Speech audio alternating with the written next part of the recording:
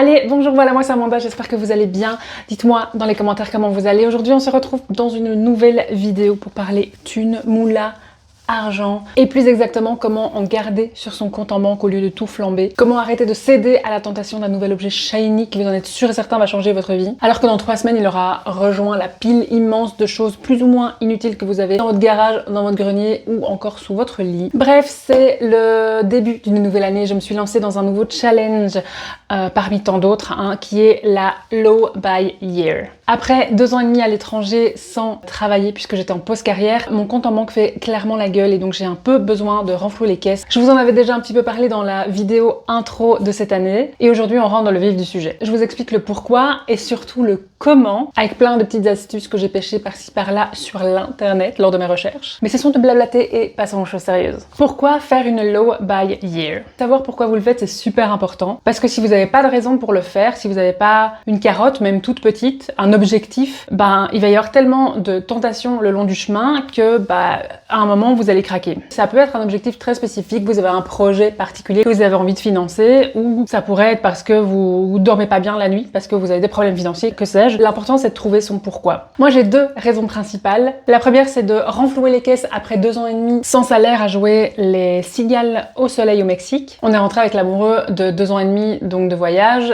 et pendant lesquels je travaillais pas, résultat j'avais pas de salaire, résultat mon compte en banque fait vraiment la gueule. Deuxièmement, je suis encombrée par tous les objets que je possède. J'ai 1 milliard de choses dans ma maison dont je ne me sers pas, dont je ne profite pas. En plus de ça, le conteneur avec toutes nos affaires, avec le contenu d'un appartement entier va débarquer d'ici probablement 1 mois et demi. Et rien que l'idée m'angoisse. Je veux pas acheter de nouvelles choses pour rajouter à la pile déjà immense de trucs et babioles et bidules que j'ai dans ma maison. J'ai aussi réalisé que je dépensais pas mal d'argent sans vraiment y réfléchir. J'achète des choses comme ça juste pour la sensation de satisfaction que vous avez directement quand vous achetez un truc. Et au final, cette sensation-là, elle part très très vite et puis vous êtes dans un espèce de cycle d'acheter et il est infini ce cycle, donc cette année j'ai décidé de couper les vannes. Du coup pour moi cette année low buy c'est une opportunité de reprendre le contrôle sur mes finances, désencombrer ma maison et par là même mon petit cerveau, réapprécier ce que j'ai déjà en ma possession et réfléchir à mes vraies priorités. Par exemple je sais que je préfère mettre de l'argent dans une expérience plutôt que dans un objet, je préfère aller au spa avec ma maman, je préfère aller à un concert, au cinéma, à un festival, voyager que d'acheter le dernier Chanel quoi. Les règles que je me fixe. Évidemment pour pas partir dans tous les sens il faut se fixer des règles. J'ai 3 listes de règles qui sont évidemment adaptées à ma propre vie, à mon expérience, à mes finances, à mes objectifs, donc n'hésitez pas à les twister, les adapter et prenez ce qui vous parle et laissez le reste. Pour commencer on a la green list. Dans cette liste je mets tout ce qui est essentiel, qui a pas vraiment de conditions pour laquelle je peux acheter. Là-dedans on va retrouver tout ce qui est charges, loyer,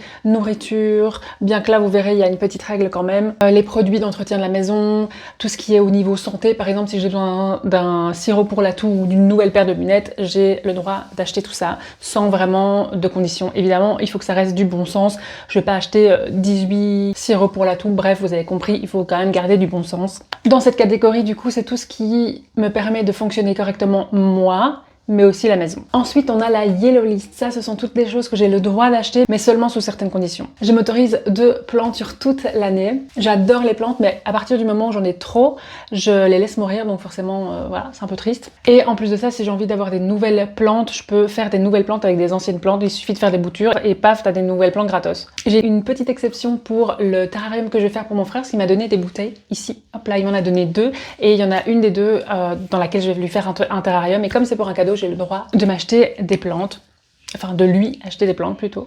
Ensuite, au niveau du hair care et skincare, j'ai le droit de m'acheter des nouveaux produits seulement si les produits précédents seront vides ou quasiment vides. Par exemple, ici, je viens de me racheter un shampoing, un après-shampoing et une crème pour les boucles. Parce que tout s'est vidé plus ou moins au même moment. Je crois qu'il me reste juste un peu de shampoing et tout le reste était vide, donc j'ai tout racheté. Mais tant que le reste n'est pas vide, j'ai pas le droit d'en racheter. Pour la catégorie des vêtements, ça c'est une catégorie qui me pose un petit peu des problèmes parce que j'ai tendance à acheter des choses que je mets 1 ou 2 fois puis je les mets plus, ou alors des choses qui s'abîment très très vite. Du coup, j'ai établi plusieurs règles. La première, c'est que j'ai le droit d'acheter uniquement quelque chose, si je retire quelque chose de mon dressing. Seulement si c'est un intemporel et que je suis sûre de le porter souvent, qu'il est de bonne qualité, je dois privilégier la seconde main et j'ai un budget total pour l'année de 250 €. Et cette règle-là, elle va pas être du gâteau. Au niveau des chaussures, j'ai le droit à m'acheter une paire de chaussures cette année, à moins que ma paire de chaussures que je mets tous les jours se décompose, mais j'ai le droit sinon à acheter une seule paire de chaussures. J'ai 2 paires de Doc Martens et une paire de baskets dans mes Doc. J'en ai une qui est pas vraiment portable tous les jours, elle est genre bleu vif. L'autre, c'est celle que je porte tous les jours. J'ai aussi une paire de baskets et je voudrais ajouter à ça une petite paire de soit de talons ou une paire de bottines noires, un peu passe-partout, mais qui soit un peu plus féminine que mes Doc Martens, un truc dans ce genre-là. Je peux aussi aller boire 4 cafés sur l'année à l'extérieur, parce que le café, c'est cher et c'est pas meilleur à l'extérieur. Mais j'aime encore bien aller boire un petit café ou un thé avec ma meilleure amie. Pour les livres, j'en ai acheté tellement ces 3 dernières années que j'en ai des dizaines et des dizaines qui sont pas encore lus. Donc j'ai vraiment tout ce qu'il faut à la maison. Donc j'ai quand même une petite règle pour ça. C'est pas un complet no buy. J'ai le droit d'acheter des tome 2 ou tome 3, etc. d'éditions que j'ai déjà, si ce sont des éditions spéciales.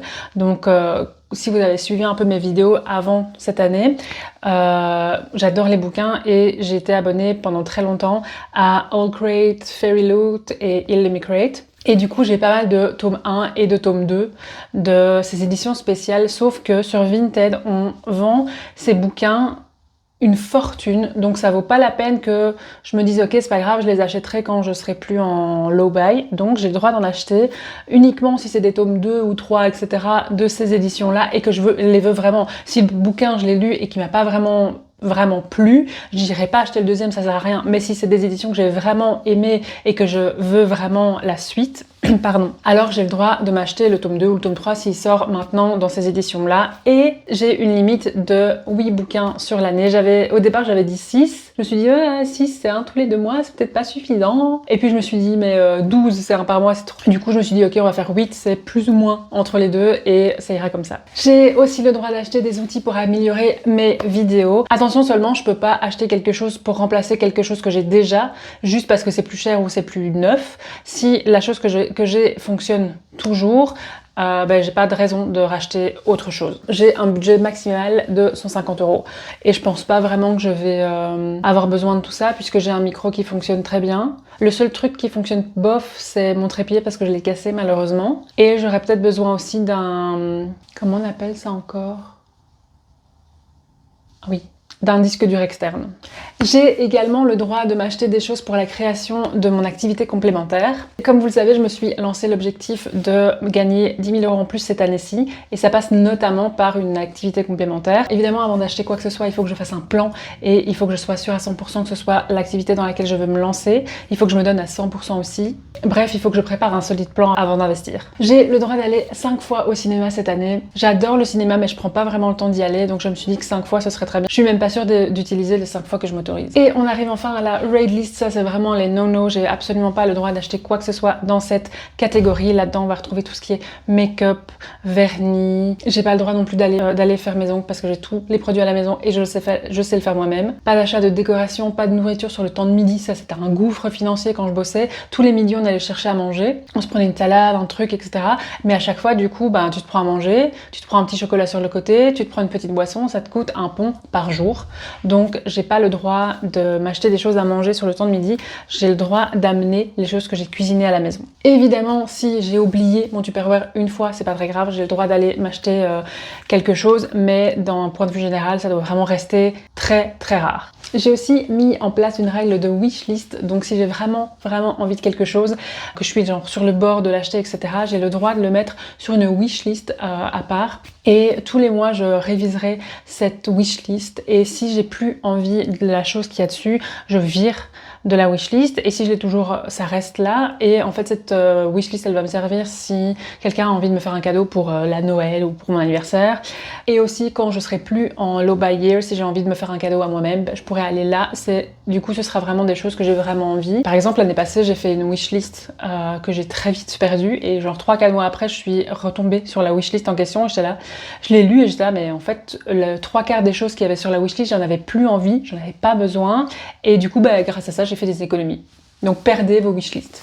Préparer son budget et suivre ses dépenses. Une des choses les plus importantes quand on fait une low buyer et puis de manière générale, c'est de savoir où va son argent. Et pour ça, il faut le suivre à la trace. Et donc, moi, je me suis acheté il y a quelques années une spreadsheet Excel. Voilà à quoi elle ressemble. Là-dessus, je mets toutes mes rentrées d'argent, toutes mes dépenses. Il y a aussi un espace pour les épargnes et une section pour les dépenses journalières. Donc, vous pouvez vraiment mettre avec des détails ce que vous achetez par jour. Ça vous permet vraiment de savoir où va chaque euro. Et enfin, je peux prévoir pour plus tard. Je peux anticiper mes factures de l'année prochaine, notamment l'abonnement de Jiu-Jitsu, la taxe de voiture, l'assurance de voiture, etc., etc., les choses récurrentes. Évidemment, il est possible que vous n'ayez pas suffisamment pour faire ça pour toutes vos factures, mais si vous le faites un petit peu déjà, ça va limiter les dégâts et les mauvaises surprises. Évidemment, je ferai un bilan à chaque fin de mois que vous pourrez retrouver dans la vidéo bilan qui sort à peu près fin de mois ou début du mois suivant chaque mois. Ça me permettra de suivre mon évolution et aussi d'ajuster un petit peu les choses qui fonctionnent et qui fonctionnent pas. Les défis, les tentations et comment les gérer. Honnêtement, je sais que ça va pas être facile. Les tentations, elles sont partout.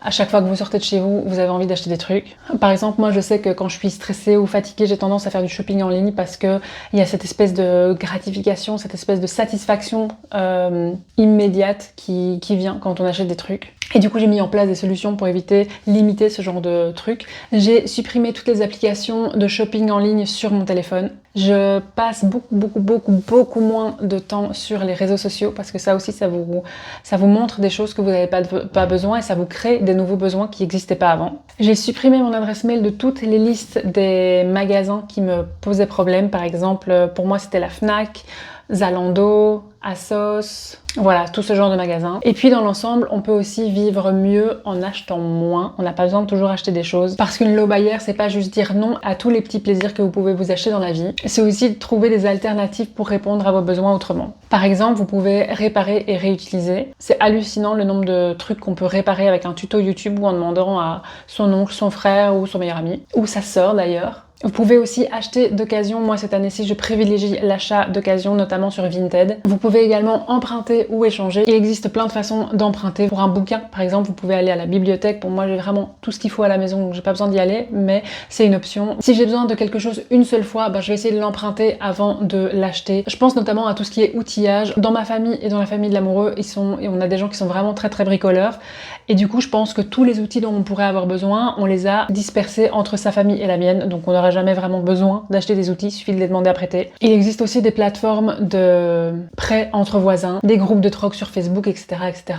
Qu'est-ce que j'espère apprendre de cette année? Alors pour moi, cette année, c'est pas juste une expérience financière, c'est vraiment une démarche qui va me permettre de comprendre ce qui compte vraiment dans ma vie. Je vais apprendre à apprécier ce que j'ai, à être plus présente et surtout à plus courir après des choses futiles et complètement inutiles. Voilà, c'est tout pour moi. Et vous, est-ce que ça vous tente une low buyer? Dites-moi ça en commentaire. Dites-moi aussi si vous avez des petites astuces pour dépenser moins, pour qu'on puisse tous en profiter. Si vous voulez suivre ce challenge et toutes les choses qui vont se passer en 2025, n'hésitez pas à vous abonner à la chaîne. N'hésitez pas aussi à mettre un petit pouce bleu, ça fait toujours plaisir. Merci d'avoir regardé cette vidéo et nous, on se retrouve la semaine prochaine, dimanche, pour une autre vidéo. Bye!